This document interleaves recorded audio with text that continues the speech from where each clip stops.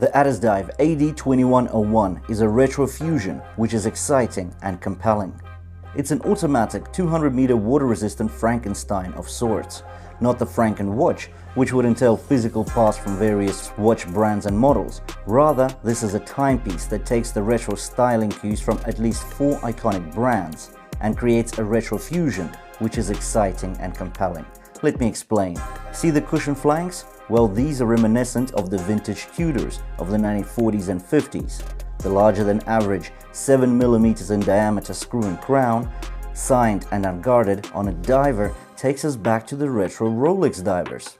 My favorite elements are the elegantly twisted lugs, so familiar from the retro and contemporary Omega Speedmasters. To emphasize the vintage look and feel, we also get double-domed sapphire crystal here. In its entirety, the AD2101 is a pleasant and unique, for AliExpress at least, watch. It may be difficult to imagine that such an interesting piece can be bought for just 70 bucks, but yet that's all I paid for on AliExpress.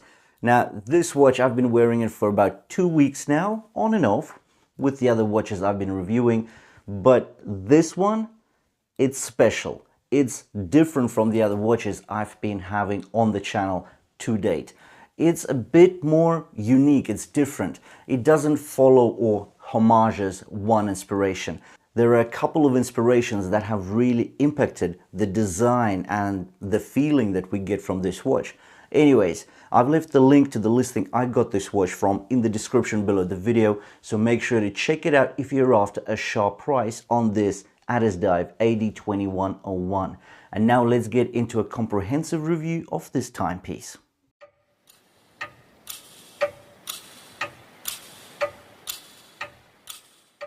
Let's talk about dimensions. So the diameter here is 39.9 millimeters, or simply 40 millimeters. The height is 14.5 millimeters due to the domed crystal.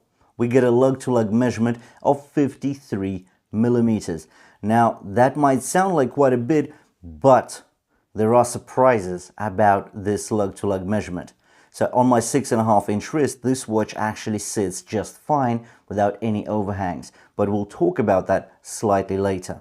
The lug-to-lug width here is 20 millimeters, and the weight of the watch before I've removed any links to fit my 6.5-inch wrist is 163 grams. With the links removed, it's just 140 grams. Now, the lug-to-lug measurement here is quite large due to the protruding end links, yet the aggressive slant downwards of the lugs makes the watch wearable with no overhang even on my wrist. When we look at the profile at the timepiece, it's evident the flanks are more complex than anticipated. The bottom half does resemble a cushion, yet notice the flat and machined bevel stretching from one twisted lug to the other. Considering the flanks and the lug hoods have fine lateral brushing style, almost satin fine, the play of light and reflections make the case look very special indeed. The ceramic insert of the bezel is polished to a glossy and refined texture. The bezel edge gets deep and grippy threading, allowing for convenient rotation. The bezel teeth get similar fine brushed look as the rest of the case. Yet on the underside, the bezel gets a mirror polish. Now, that's an interesting move, because I really can't see how we'll appreciate the unique reflections from that angle. The ceramic insert has engraved markings and numerals which are covered with C3 lume, so it does get the greenish light. The bezel action is more than just pleasant. The resistance is even and consistent throughout the rotation cycle. The clicks are ratchety but subdued and almost muted. There is hardly any playback between the 120 clicks, and it aligns to the 12 o'clock position easily. As for the crown, we get a 7mm in diameter unguarded, signed and screw-in crown. It gets a bead-blasted look, and the coarse texture of it provides a utilitarian, tactile perception. There are no polished surfaces on the crown at all, and that is in itself very interesting. On the underside, we get a screw-down case back, specs on the perimeter and logo right bang in the center.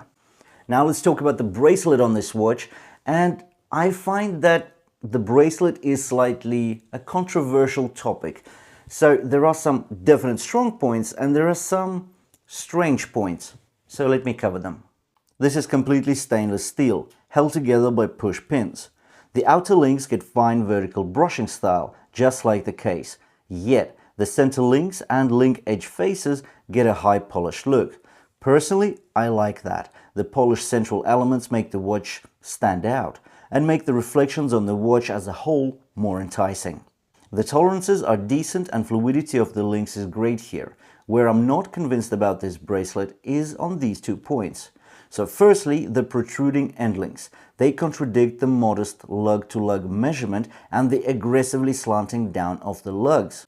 So with the diameter of the case at 40 millimeters and the real lug-to-lug length of just 46 millimeters, having the lug-to-lug measurement extending to 53 millimeters because of the protruding lugs, it just doesn't make much sense to me. Now, the secondary point here is the rather vanilla clasp. Functionally, there's nothing wrong with it. 3 micro adjustments, a safety latch, and it's not ratchety. The tolerances are quite good on the clasp itself, but it's not milled nor signed, and that would really bring up the premiality of this piece. Now, in no way is the bracelet a showstopper. It's not. This is a good quality bracelet. It's just that the whole watch is so unique, interesting, and quite enticing, while the bracelet is just, well, it's just the usual ADDIESDIVE bracelet. There is nothing unique or special about it. It's just good, solid. Yeah, it's decent quality, definitely. But again, it's missing that special premiality that the whole watch carries in itself. Anyways, now let's talk about the crystal here. The ADDIESDIVE AD2101 implements a double dome sapphire crystal structure. As a result, we get a classy retro look, a good scratch-resistant dial front, and when we look at the dial at a wide angle, there are no distortions to be found. To top it off, there is anti-reflective coating here as well. Now, the dial is special and unique in a number of ways. So firstly, the dial texture is smooth, it's rich black, but it's more matte than glossy. The indices are applied, while the minute track and spec text is printed. All applied indexes and printed text are in an orangey beige tone. The color is classy and resembles a retro color palette, but in a contemporary way. Let's take a closer look at the applied indices. These are not edged in chrome, simply neatly placed elements with evenly applied lume. The lume is single tone, so we get the green light from C3 lume on the dial as well as the bezel markings. The lume performs well in terms of brightness and longevity. Also, it seems that it has been applied evenly across the indices and the numerals. But if we go back to the dial, there is a neatly cut out date window at 3 o'clock. There is no printed frame nor slanted bezels, just a dial cutout that has been machined and smoothed to perfection. The Mercedes-style hands stretch to the minute track, and the lollipop seconds pointer is needle thin, with a small lollipop counterbalance on the other side.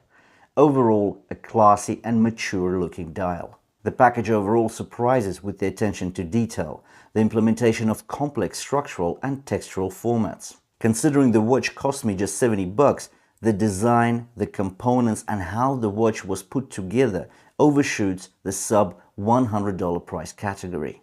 So what I've seen on this watch so far is different in a good way to many of the watches I've had on the channel so far.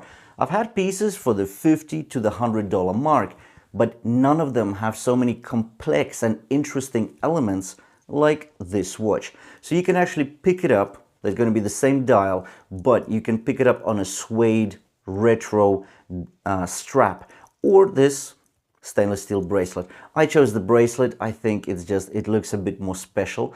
But then again, for the vintage look, the brown suede could be quite a good look as well. Anyways, so $70. I've left the link to the listing I got this watch from in the description below the video, so make sure to check it out if you're after a sharp price. Now, thanks for watching this review of the ADDIESDIVE AD2101. If you did enjoy it, please drop me a like. If you want to see more of the same, you know what to do. Please hit the red subscribe button below the video, and I'll see you in the next one.